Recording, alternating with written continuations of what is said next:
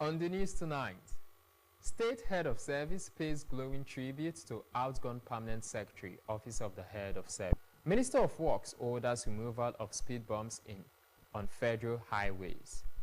Abroad, Israel approves Gaza ceasefire.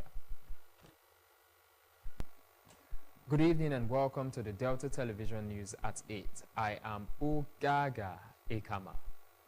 The State Head of Service, Mr. Reginald Bayoko, has paid glowing tributes to the outgone Permanent Secretary in the Office of the Head of Service, Mr. Patrick Ojebelu, describing him as a consummate professional, a true gentleman, and a beacon of integrity and excellence. At an event organized by the Office of the Head of Service to bid him farewell, Mr. Bayoko praised Mr. Ojebelu's 32-year illustrious career in the state public service, highlighting his legacy of dedication, excellence, and unwavering commitment to the principles of public service. He reflected on the inevitability in EMU in his remarks, also lauded Mr. Ojebelu's diligence and commitment to service, particularly his role in the seamless implementation of the Hekabela project.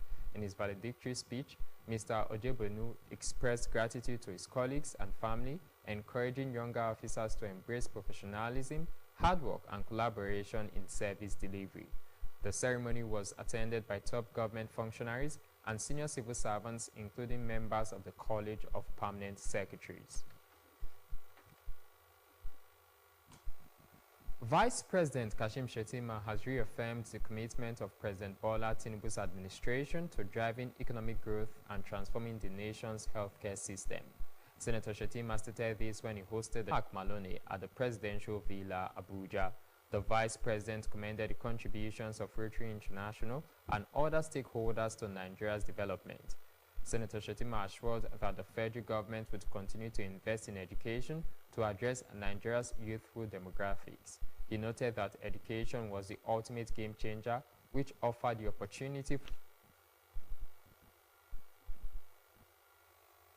The Minister of Works, Senator David Umahi, has ordered the removal of speed bumps on the country's highways to improve traffic flow and reduce congestion on major roads.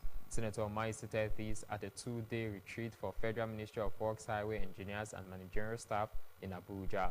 The retreat, with the theme Ensuring Delivery of Mr. President's Agenda on Road Infrastructure Development, was organized by the ministry. The minister said the order to dismantle the speed bumps was necessary because some were haphazardly done, causing accidents and elongating travel time.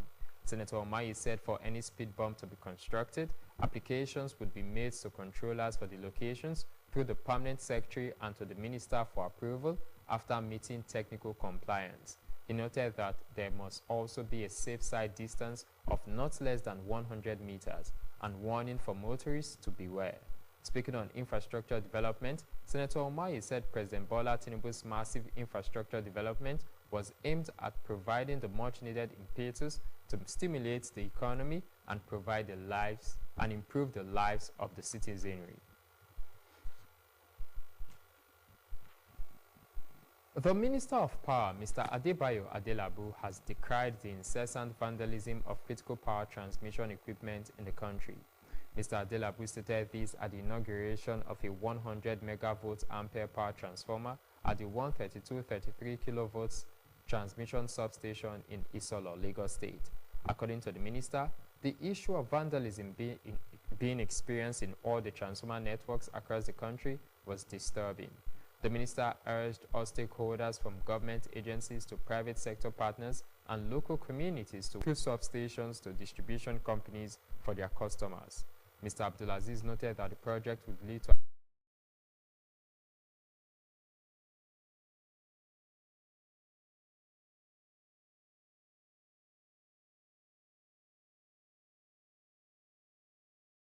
Nigeria.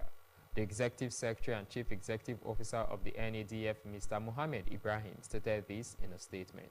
According to the statement, the reaffirmation came during the NADF budget defense, where lawmakers pledged to strengthen the fund's efforts in boosting the nation's agricultural sector. During the session, the Chairman, Senate Committee, Senator Saliu Mustafa, and the Chairman of the House Committee, Bello Kauje, led the discussion on the fund's strategic priorities for the upcoming fiscal year. Mr. Ibrahim White defending the NADF's 2025 budget optimism that with the federal government has begun the implementation of the Anti-Money Laundering AML Combating the Financing of Terrorism CFT and Counter-Proliferation Financing CPF Data Management Platform project. The project aims to remove Nigeria from the Financial Action Task Force FATF grey list by this year. Nigeria was included in the FATF grey list in February 2023. President Bola Tinubu mandated that the National Information Technology Development Agency (NITDA) lead the implementation. NITDA is expected to build better systems to manage financial data and compliance in Nigeria in collaboration with the Nigerian Financial Intelligence Unit (NFIU). At the inaugural meeting for the implementation, the Director General of the NITDA, Mr. Kashifu Inuwa, said the project would address deficiencies identified in Nigeria's Mutual Evaluation Report (MER). Mr. Inuwa explained that FATF placed Nigeria on the grey list because of several issues including rising capital inflows, shortcomings in combating money laundering, and inability to combat arms financing. He said the project would improve national security and had the capacity to track illicit financial. The Nigerian Security and Civil Defense Corps (NSCDC) has announced plans to intensify its response to growing security threats by deploying additional officers to vulnerable states across the country. NSCDC spokesperson Mr. Babawale Afolabi disclosed this in an interview with newsmen in Abuja. No fewer than 77 people were killed and 43 kidnapped in the Dumba community of Kukawa local government area, Borno State, by suspected Boko Haram and Islamic State of West Africa province fighters. On Tuesday, Boko Haram insurgents attacked the Shikaki community in Chibok local government area of Borno State, burning a church and several houses. He stated that the Corps was ready to reinforce its presence in troubled areas, particularly those identified as high risk or vulnerable. Mr. Afolabi also highlighted the NSCDC's role in protecting critical national assets and infrastructure, including rail lines, oil pipelines, power installations, and communication networks. Our Federal High Court sitting in Lagos has restrained the Federal Road Safety Corps (FRSC) from arresting drivers of vehicles with faded number plates. Justice Akintayo Aluko gave the order yesterday, as he also restricted the FRSC from imposing any fine or punishment on any driver for driving with a faded vehicle plate number. The court made the orders while diverting judgment in a suit filed by a legal practitioner, Mr. Chinwike Ezebube, against the FRSC in February last year. The court ruled that while the FRSC could not criminalize the use of faded vehicle number plates, it had a duty to approach a driver with faded number plates for a replacement on the payment of the stipulated fees for that purpose. It added that the FRSC had no power to impose fines on a driver for using faded number plates or impound his vehicle on such grounds without the order of a court of competent jurisdiction.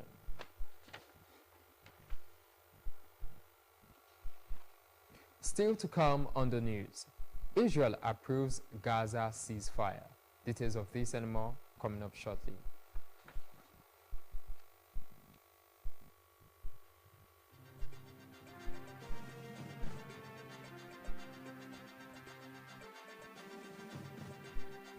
Upgrading your TV doesn't mean buying a new one.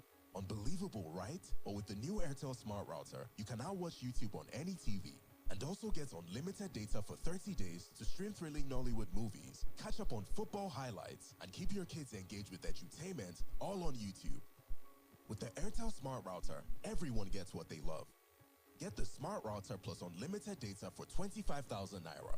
Visit the nearest Airtel shop to get yours. Airtel, a reason to imagine.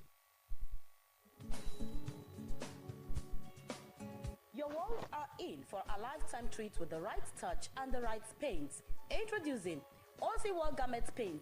OC Wall Garment Paint comes in varieties of vibrant colors, textures, and glitters. It is fireproof, soundproof, heatproof, and has no bad smell. OC World Garment Paint is a long-lasting paint that's very affordable and safe for both residential and commercial purpose. Visit our head office at Block A1205 New Modern International Market is in A Junction at Sababinin Expressway, Delta State, or call Uche on 0802-700-0337. Enugu State Distributor, The Great Akon Ventures, 11 Timbershade, Abakwa by Nike Lake Road, Enugu State. Telephone 081-484-05940. Nsuka Distributor, Goddessway Plaza, Nsuka, Enugu State. Telephone 0816-120-8661. Anambra State Distributor Office, Otwe Multi-Concept Services, number 18, Mike Nwobo Street, Anambra State. Telephone 0803-936-7472. Lagos Distributor.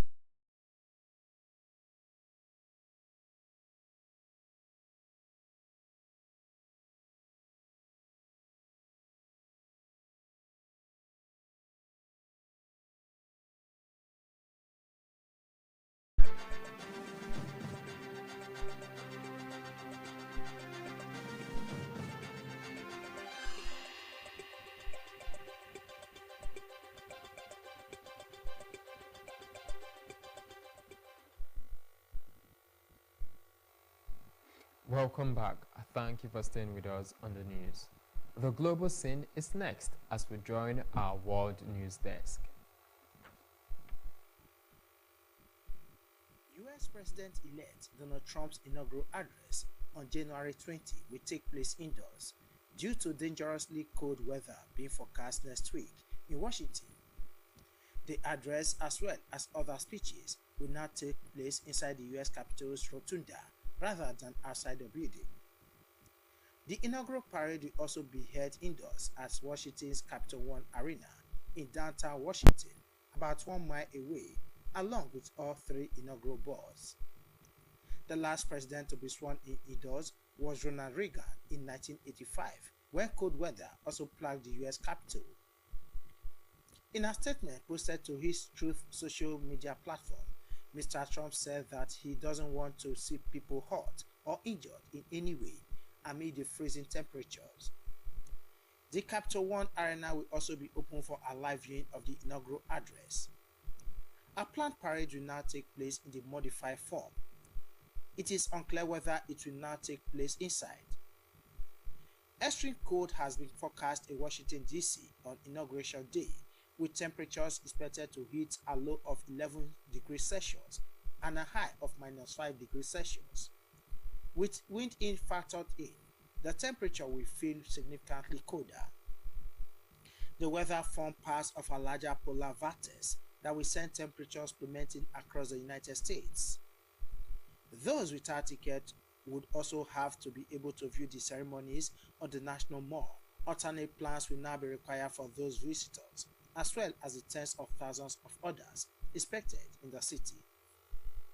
Israel's government has approved the new Gaza ceasefire and hostage release deal with Hamas, paving the way for it to take effect tomorrow. The decision came after hours of discussions that continued late into the night. Two far-right ministers voted against the deal. According to Prime Minister Benjamin Netanyahu's office, the Security Cabinet earlier recommended ratifying the agreement, saying it supports the achievement of the objectives of the war. The terms of the agreement will come into force tomorrow. Let's join our business news desk for happenings in the business sector. As the prices of some food items have nosedived, the prices of grains and the other staple food items were steadily coming down in the markets against the skyrocketed prices in 2024. The prices of food items like rice, beans, yams, garri, and noodles have been reduced, even though not much. At some markets, a 50 kg bag of foreign rice, which was sold for about 125,000 naira to 130,000 naira, now selling for between 120,000 naira and 123,000 naira. Also, yams, which were in some weeks in 2024 sold for 7,000 naira per tuber and 28,000 naira, 4,500 naira of medium ones by those who sells on Bonanza. A local measure of 8 cup of beans, which was initially selling for between 3,000 naira to 3,500 naira, now costs 2,500 naira, while a measure of garri, previously being sold for between 1,400 naira and 1,500 naira, now costs 1,200 naira. A carton of Indomie noodles, previously sold at 7,700 naira, now selling at 7,500 naira. Some consumers said they hoped that the prices of food items would continue to crash. The poultry farmers, under the auspices of the Poultry Association of Nigeria (PAN), have called on the federal government to support farmers with a reduction in tariff on imported micro inputs and poultry production equipment, as well as a duty-free policy to lower production costs and stimulate industry growth. The association made a call during a courtesy visit made by a delegation of the association led by Mr. Olatunde Badmus, patron and chairman of the board of trustees, to Idi Makata Maha, Minister of Livestock Development in Abuja. The minister pledged the federal government's unwavering support to revitalizing the poultry sector and addressing the challenges hindering its growth. Mr. Maha, in his comments, highlighted the importance of immediate intervention and the sustainable policies to strengthen the industry's role in Nigeria's economy and the food security. In their presentation, the PAN delegation led by Mr. Olatunde Badmus underscored the urgent need to enhance poultry productivity, urging the government to serve as the buyer of last resort for grains like maize and soya, which are essential for poultry feed production. Such measures, they argued, would stabilize market prices and build reserve to bolster national food security.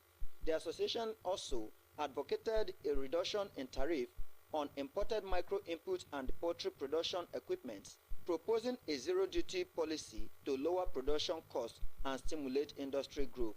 On import restriction, PAN reaffirms its support for sustaining policies that limit poultry imports, stressing the importance of encouraging local production and attracting foreign investors to establish operations within Nigeria. The National Pension Commission (PENCOM) has mandated the provision of bank verification numbers for all retirement savings account registration and the data recapture processes. In a statement by PENCOM's head of the Surveillance Department, Mr. A.M. Salim, the Commission directed that BVN must be mandated for processing new RSA registration and capturing data of existing RSA holders. Pension fund administrators are required to validate that all BVN provided contains the correct 11 digits and must update their registration and data recapture form to include a mandatory BVN field. For existing RSA holders without BVN on the Enhanced Contributors Registration System, PENCOM noted that provision would be made to update the record prior to the of the pension database and streamline account management while aligning with national financial regulation. Moving out to sports, where the Nigeria Premier Football League (NPFL) has announced the arrival of the official match ball for the 2024-2025 season. The league's chief operating officer, Mr. Davidson Owumi, disclosed this in a statement. Mr. Owumi urged clubs participating in the league to pick up their balls at the NPFL Secretariat in Abuja. He noted that the official match balls will only be allowed during NPFL matches in the second stanza. The second stanza is expected to commence on Saturday, January 25. Remo Stars currently occupy top spot on the NPFL table with 36 points. The state governor, Right Honorable Sheriff Oberewori, has commiserated with the Ibru family of Okbaruto in Urieli North local government area of the state on the death of their wife and mother, Mrs. Edna Ibru. Mrs. Ibru, who reportedly died after a brief illness, was the wife of late Olorogun Senator Felix Ibru, first executive governor of the state. A former Miss Nigeria in 1964, Mrs. Ibru died in London after a brief illness on Wednesday. In a statement by the Chief Press Secretary, Sir Festus Ahon, the governor described the demise of Mrs. Ibru as sad and painful, adding that she was a loving wife and mother who supported her husband and family in all his noble endeavors. Governor Oberewori prayed to God to accept the soul of the deceased and grant fortitude to the family and friends she left to bear the loss.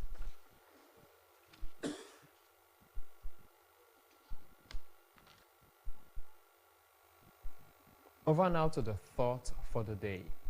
Be careful with what you say or do, as others may judge you.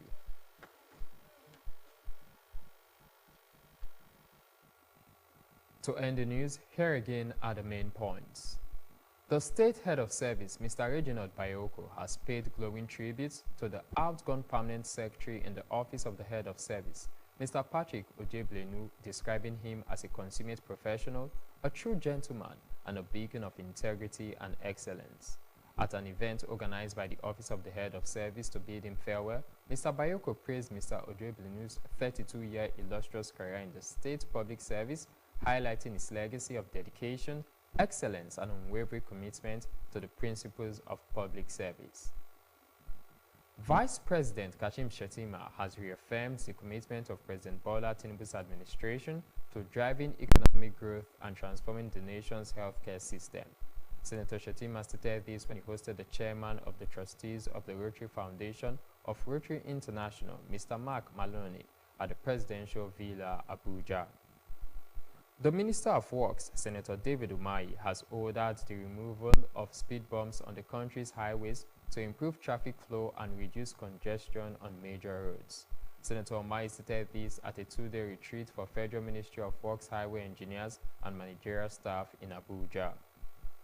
And abroad, Israel's government has approved the new Gaza ceasefire and hostage release deal with Hamas, paving the way for it to take effect tomorrow. The decision came after hours of discussions that continued late into the night. That's the news. Thank you so much for watching. I am Ogaga Ikama. Good evening.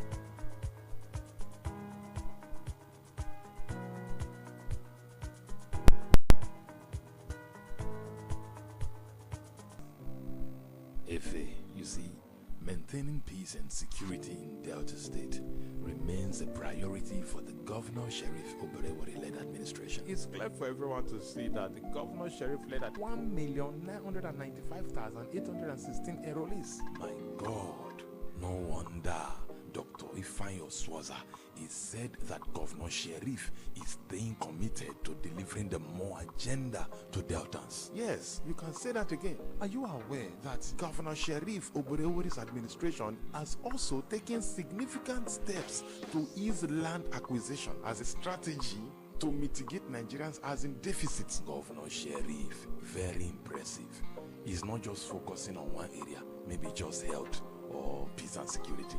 Is making sure that all areas experience the more agenda. Even when the Osun State Governor, Senator Ademola Adeleke, inaugurated the completed Okpanami-Busa bypass, he said he was particularly impressed with the performances of Governor Oborevwori in 1 year of his administration. Of course, it is clear now that the Governor Sheriff infrastructural development is creating an enabling environment for businesses to thrive. Ahead of a lady by the name Doris Uzo, who relocated her business to the bypass area, and she is doing very well. Talking about the bypass, Governor Sheriff did a very good one there. The 5.3 kilometer road. And 10.6 kilometer length of drains. Yes. Coming from Warri now, I didn't need to drive through those distance Coca area. I just took this shortcut, you know. Hey, you know what burn your friend now? I know you. You get money, but you know what spend them. Governor Sheriff don't do road. Make I still waste. Don't be your fault. Now Sheriff will do road for you. You don't see how now.